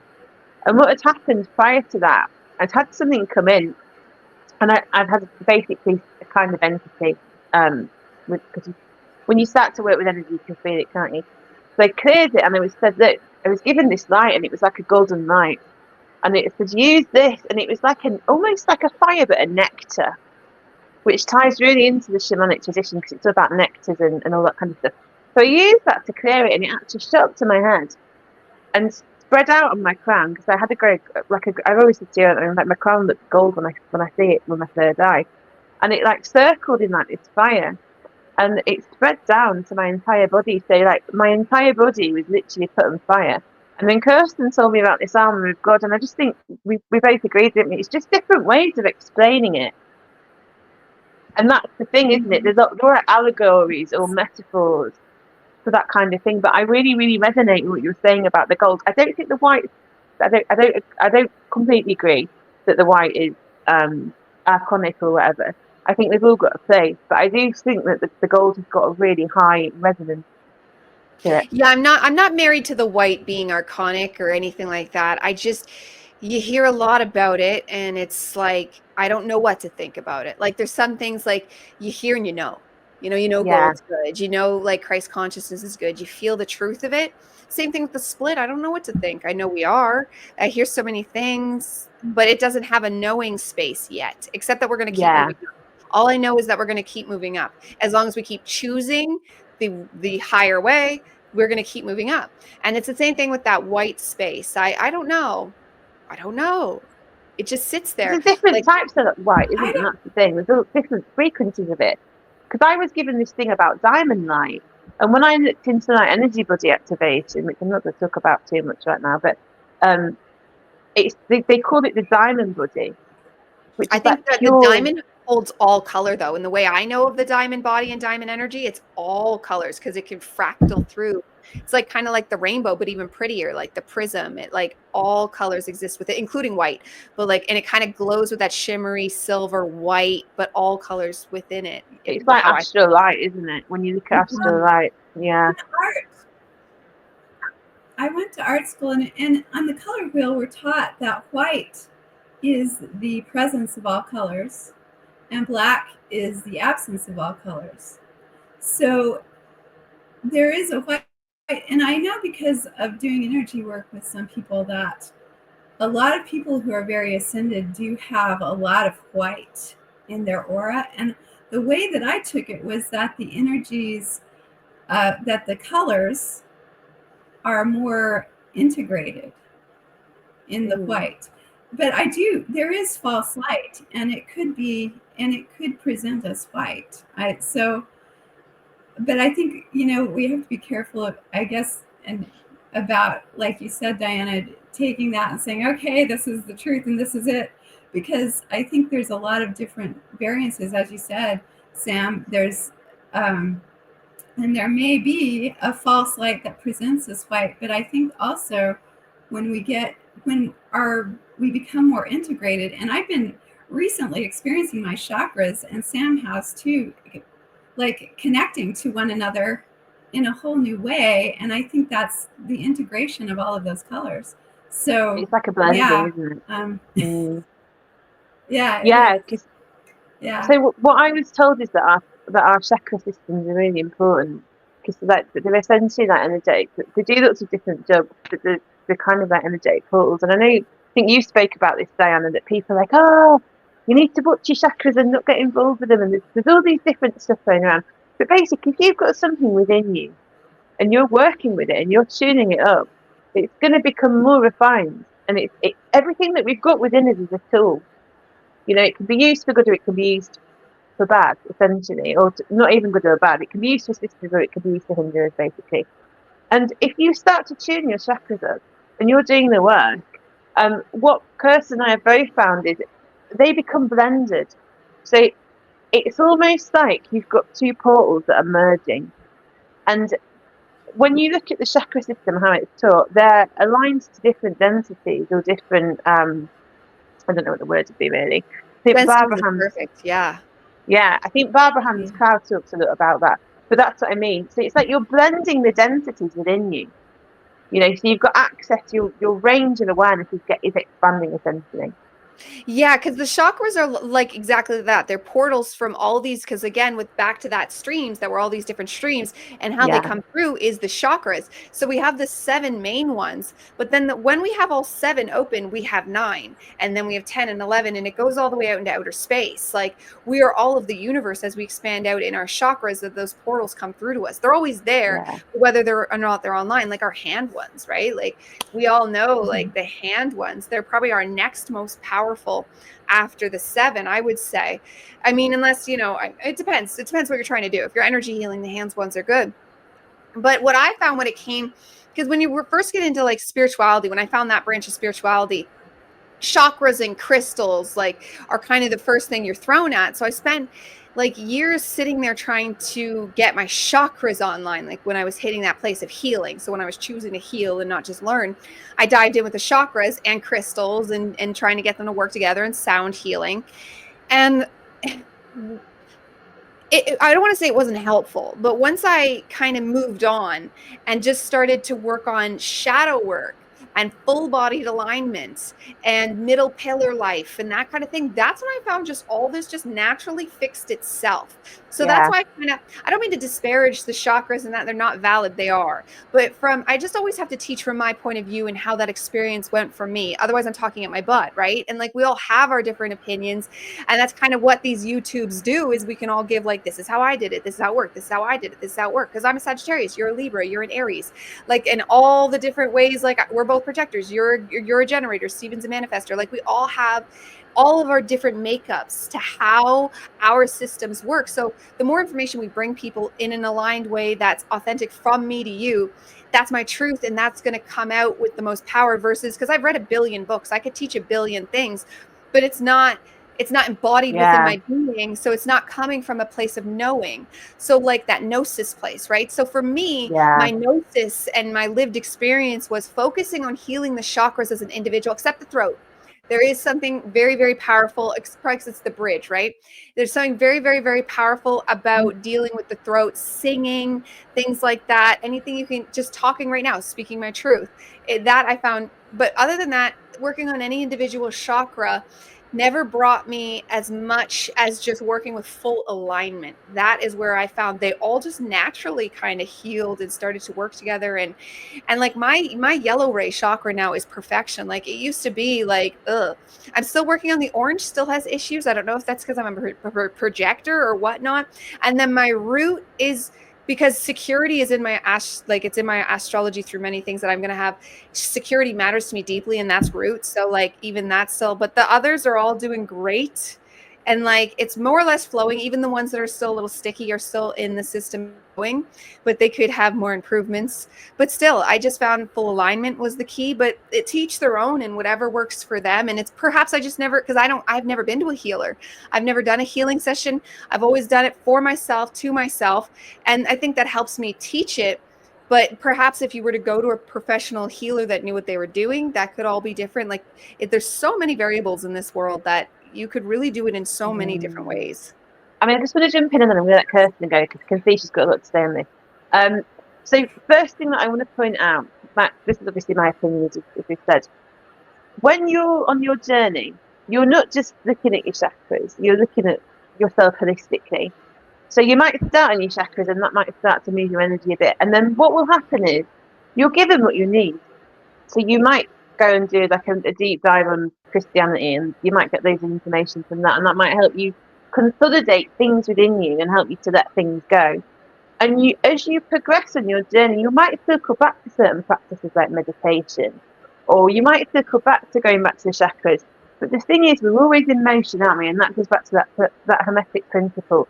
So we can't just hang our hat on one thing. We can't just say, oh, it's just a chakra work. But what happens is you come to a place of more wholeness. And that's when your chakras start to become aligned. And when you start to work with your energy and you become aware of it, I think we just do without even thinking. We clear our own chakras all the time, or at least energy workers do, don't we? Like, hey, what's that? Oh, I'll give it a bit of a tweak, or I'll put a bit of attention there, or whatever. So that's the point I want to make. We weave in and out of different things, and each person's journey is different, and what they're going to need, what their certain set of life circumstances and traumas and past life crap or karma or whatever they've got to deal with is going to be different. So, and like you said, when it comes down to the astrology and all that kind of stuff, our makeup's all different. We're coming from different places, aren't we, basically? And there was something else I wanted to say, though, but it abandoned me, it escaped me. Oh, the chakras. Yeah. So my own, that was the thing. It wasn't just the chakras. You were talking about talking in alignment. And that's really important. That's one of my big bugbears. So people that kind of go, oh, you know, this, that, and the other, and this is the truth. And it's like, look, you've just done a read a book, which is great. You're on your journey. But how have you embodied that? How have you taken that information, processed it, and then put it into an actual physical manifestation? How are you acting in it? How is it serving you? So before you can do that, you can't tell anybody else, or not even tell anybody. You can't share that because you've not fully embodied it. And that's when I share my stories and things. I mean, without sounding, it's not from a place of ego. I'm just using it as an example. I wouldn't ever say, oh, that's definitely right, or this is definite, because I can't ever say that. But what I can say is, oh, when I've taken this information and I've used it, this this is the results that I've had. I'm sharing this with you. Go ahead and try it and see what you get as well. And we'll compare notes or chuck it in the bin if it doesn't serve you because you're different to me. And I think that's really important. You made such a good point there. It's embodied wisdom, you know? And without that, it's just bullshit. Sorry for swearing. Go on, Kirsten. No, you're fine. No, I agree with you. And that's the thing. I think one of the things about healing is that all of us are going to find different ways to do it, just whatever works. And, from my perspective as an energy worker, no matter what you do, you're working with your chakras on some level. So aligning the chakras is perfect.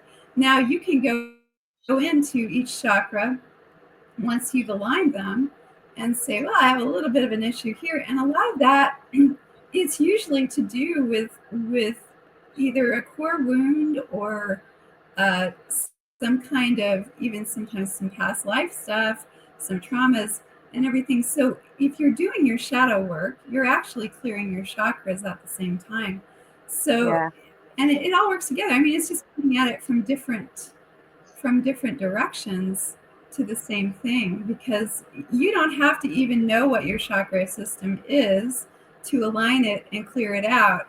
If you're, as Sam said, embodying the wisdom that you're learning and you're doing your shadow work and you're on your path, it doesn't matter if you even know what a chakra is, because you're still aligning it and working with it. And regardless, whether you say, oh, I'm healing sexual trauma, or, oh, I'm pulling black stuff out of my sacral chakra, it's the same thing. In a sense, it's just, how it resonates with you and how it works best for you. And I just think it's beautiful because we can all have these different experiences and we can share them and say, oh, well, that works for me, that doesn't work for me. And so it's good.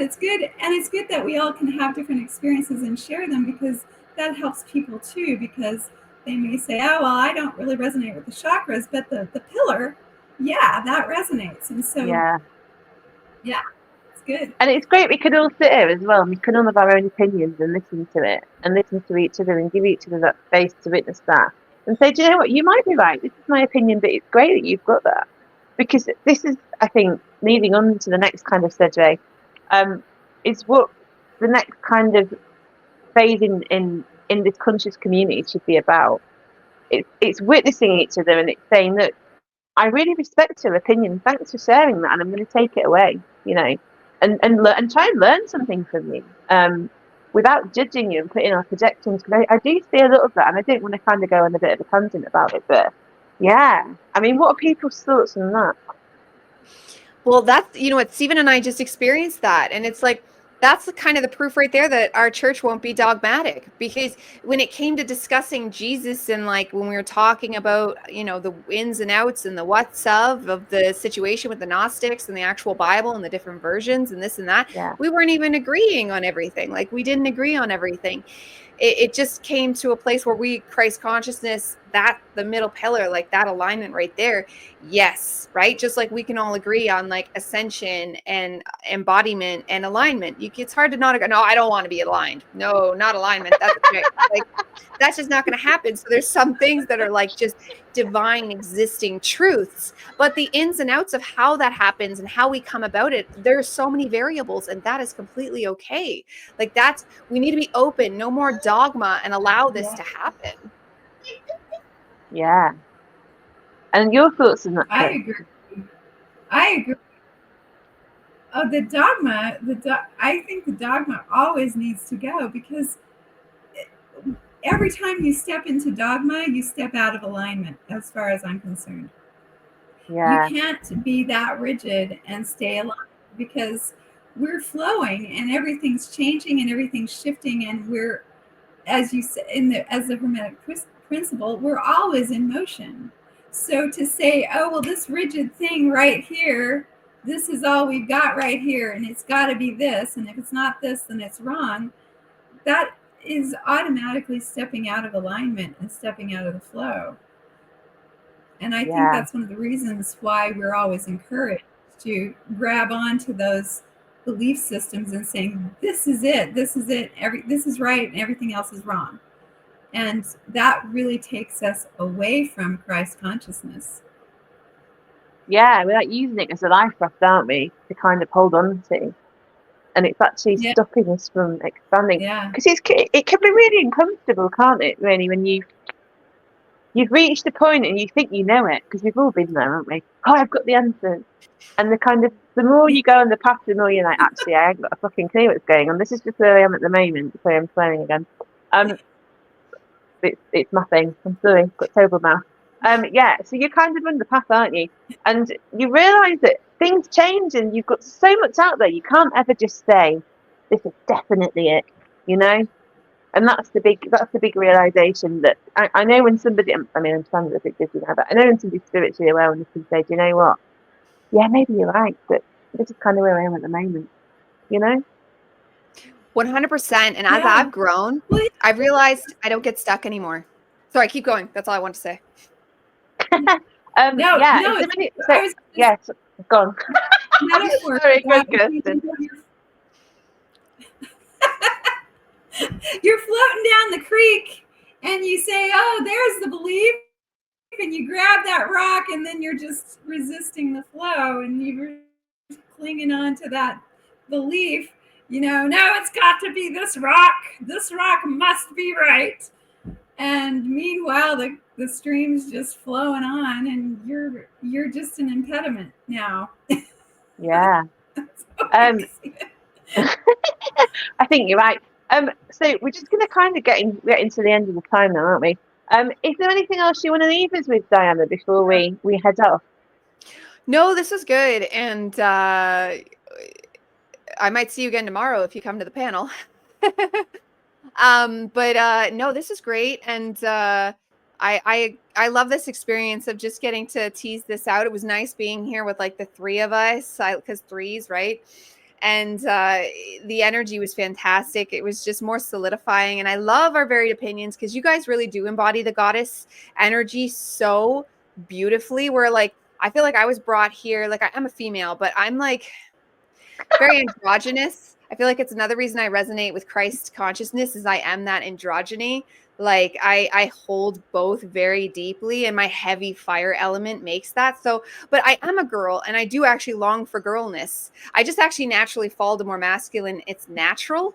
And that's maybe just a safe space thing. I don't know, like an upbringing. I ended up going there because it kept me safer, because the feminine, you can end up being like more vulnerable. But I do appreciate like your feminine energy and like the wisdom you both have. It deeply resonates within me because like I just have such a longing for that, what doesn't come naturally, right? We like want and we seek to build up our own, to put that in our sphere so we can be even, because I don't know. I just very appreciate you both. And thank you so much for having me. I'm very honored to be the first guest too. Thank you. So before we go, I just want to say something to you about your energy. You are I think the thing is, Dyanna, you're balanced. You've got very balanced masculine energy. And that's very rare, So it's a real strength. So well done you. Because you've worked on that, you've cultivated it. It really is. Yeah.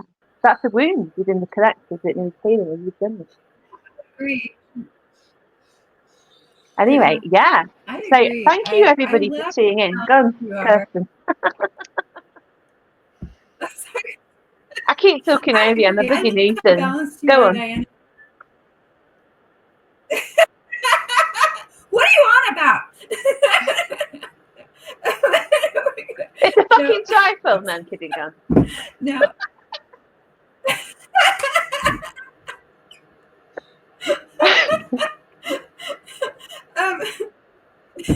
Yeah, we were professional up until this point, and then I ruined it. So yeah, I love your balance, Dyanna. Yeah, everything's ruined now. No, I love your balance, and it's true. Sam and I are much more on the feminine spectrum, but so we really like. I can't speak for Sam, but I love how balanced you are, because I love it, and And you are very girly, by the way, too, in your own way. So don't worry. But yeah, we're so honored that you were our first guest, and we're so honored to have you here. And yeah, we'll put all of your information in the description. And if you want to tell people again where they can find you. Yes. Well, if you want to find me, it's Transcending Ascension. So transcendingascension.com if you're interested in working with me in any capacity. And then it's at Transcending Ascension on YouTube, or at Transcending777 on Twitter, because the whole thing wouldn't fit. And that's my main hubs. I do post to Instagram, and that automatically goes to Facebook, but I don't like Facebook. And even Rumble, I automatically go on Rumble, but I don't really check that either. So my main things are Twitter and YouTube. And then coming this Sunday, although you can subscribe now and check out the website now, it's the churchoftruechrist.com and at the True Church of Christ. I'm still learning the name myself. The Church of True Christ on YouTube, but you can find it through the website. And and that'll be as of Sunday, and it'll be paired with Steven. So it'll have like that yin yang energy. Because it's funny because I say I'm masculine, but that's only around such girls as you. Around guys, it's not like I'm just as masculine. I am like a girl around actual guys, so I'm not that overly masculine. I do have some yin, especially with the flow in the way I talk. The way I talk can be very, very feminine, because that's why I just got these cards. Ooh. So I can write down like my thoughts and stay, because I can go down a stream so deep that I can forget my original point and be like, yep, I forgot. So our energies together really help just bring out the best of both of us, I think, in a way that people have already said it resonated on the show that we did that accidentally was basically our first ministry, but on Sunday we officially do our first ministry. There's the collective consciousness, a panel that we all do with our other people, Nick, Steven, David, Karen, I forget. Raquel, when she comes too. Dawn. Yeah, we haven't seen him in a while. Miss you, Dawn. And then we're trying to build a collective consciousness with that too, just trying to create stronger brain waves for our neural network that is the matrix, because matrices can be organic or not. And I'm all about creating an organic, optimal matrix for us all to live within. So yes, thank you so much for having me. That's great. If you could just stay on as we exit and have a quick chat with you after. Lovely, Kirsten. Take it away. All right. Thank you all for tuning in. We love you all. And thank you so much, Dyanna. And we'll see you all later.